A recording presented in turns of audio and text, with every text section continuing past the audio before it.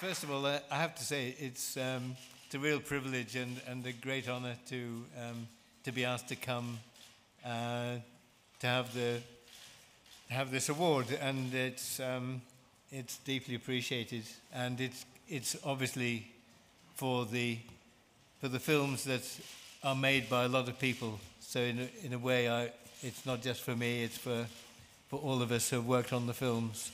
Jimmy's Hall is. Well, it was a good film to do, but it's quite hard work, you know. And there comes a point when the spirit is willing and the flesh is maybe not so capable. So I don't know, but we'll have to see. But I think it does need a kind of physical stamina that you tend to lose, you know, when you get into the wrong end of the 70s, but we'll see.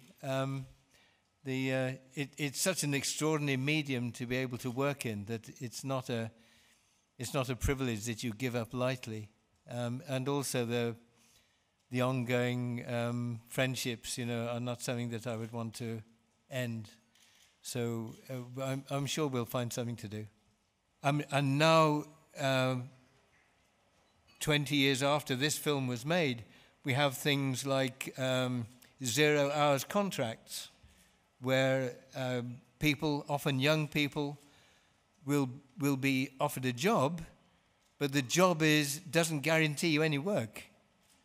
You are guaranteed a 0 hours contract, but you can't go and work for someone else without the employer agrees, but he makes no commitment to give you any work and no commitment to give you any money. And that now is part of the scene of the rate of exploitation that we've accepted. So I think we're worse off now than we were. Rebecca and I exchange thoughts on a daily basis. Paul lives in Madrid or in Scotland at the moment, so we exchange messages and football scores and gossip and, well, not so much gossip, really. And then out of that will come ideas, and out of that will come a story. And then Paul will write down a series of characters, and we'll discuss that. And then Paul will do a first draft, and we'll knock that backwards and forwards, and so on until there's a script that we think will describe a situation and put on the screen characters that you will want to know, and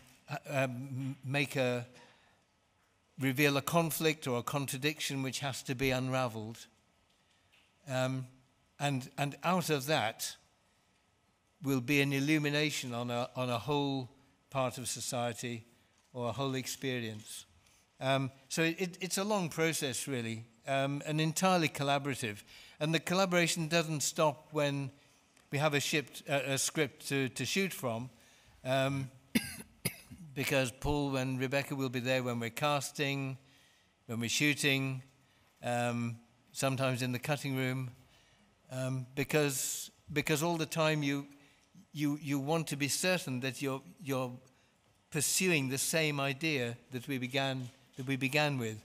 And filming is clearly it's a curious process, because you start very wide when you're thinking what is the subject for the film. It's very broad. You start very wide, and then it gets narrower as you refine the script, and then it expands again when you start casting, because you have to find people who will correspond to those characters. And then it narrows again when you have the cast and you have the location.